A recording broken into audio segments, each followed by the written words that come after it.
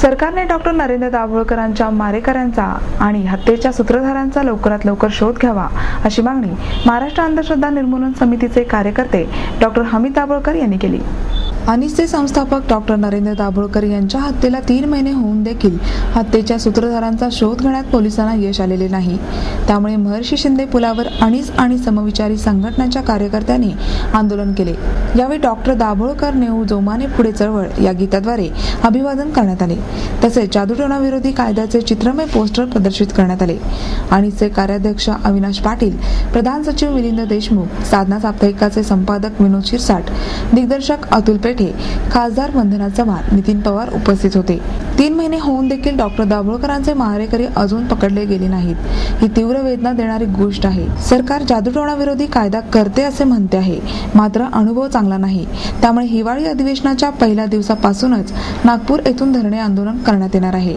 वारकऱ्यांचे नाव पुढे करून प्रतिगामी लोक कायद्याला विरोध करत आहेत। त्यामुळे सरकारने विरोधाचा विचार न करता कायदा करावा। एखाद्या सामाजिक कार्यकर्त्यांची दिवसाढवळ्या हत्या होत असेल तर सामाजिक क्षेत्रातील व्यक्तींना सुरक्षित वाटणार नाही। डॉक्टर दाभोळकरांच्या मारेकऱ्यांच्या तपास यंत्रणेमध्ये समन्वय असण्याची गरज आहे असेही डॉक्टर हमीद म्हणाले। 3 महिने झालेत डॉक्टरांची याच ठिकाणी पुण्यामध्ये दिवसाढवळ्या हत्या होऊन आणि अजून देखील त्यांचे मारेकरी आणि सूत्रधार सापडलेले नाही आहेत। ही मनाला अतिशय तीव्र वेदना देणारी गोष्ट आहे। कुटुंबियांसाठी आहे, अनिसच्या कार्यकर्त्यांसाठी आणि इथल्या सामान्य नागरिकांसाठी देखील आहे। ज्यावेळेला गृहमंत्रीच हतबलता व्यक्त करतात आणि खंत व्यक्त करतात त्यावेळेला आम्हा कुटुंबियांनी आणि सामान्य नागरिकांनी बघायचं कुणाकडे हा एक महत्त्वाचा प्रश्न निर्माण होतो। ज्यावेळेला सामाजिक चळवळीतल्या एका नेता कार्यकर्त्याची अशी भर दिवसा हत्या होते आणि 3 महिने त्यांचे मारेकरी सापडत नाही, त्यावेळी इथल्या सामान्य माणसाचं आयुष्य किती सुरक्षित आहे असा एक महत्त्वाचा प्रश्न या निमित्तानं निर्माण होतो। आणि कायदा सुव्यवस्था या राज्यातली किती रसातळाला गेलेली आहे याचं मला वाटतं हे प्रतीक आहे।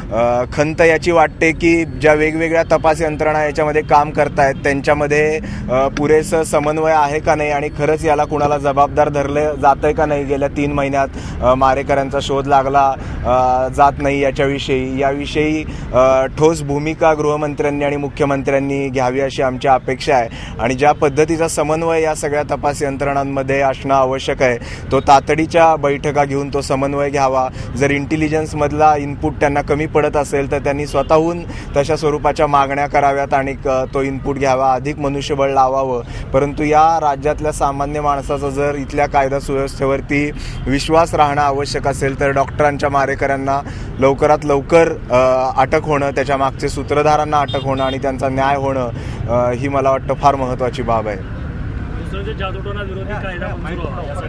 जादूटोणा विरोधी विधेयक पास डॉक्टर दाभोळकरांच्या हत्येनंतर 2 दिवसात हे राज्यकर्ते करू शकले, त्याच्यासाठी त्यांना 18 वर्षाचा कालावधी लागला। याची एक अतिशय तीव्र खंत आमच्या सगळ्यांच्या मनामध्ये आहे। आणि येत्या 6 महिन्यामध्ये जर या वटहुकुमाचं कायद्यामध्ये विधिमंडळात मांडून कायद्यात रूपांतर झालं नाही तर तो लॅप्स होईल। त्याच्यामुळे या विधिमंडळामध्ये मुख्यमंत्र्यांनी जाहीर आश्वासन दिलेलं आहे की पहिल्या दिवशी ते हा कायदा मांडतील आणि तो मंजूर करून घेतील। परंतु पूर्वीचा अनुभव त्याविषयीचा राज्यकर्त्यांचा तितकासा चांगला नाही।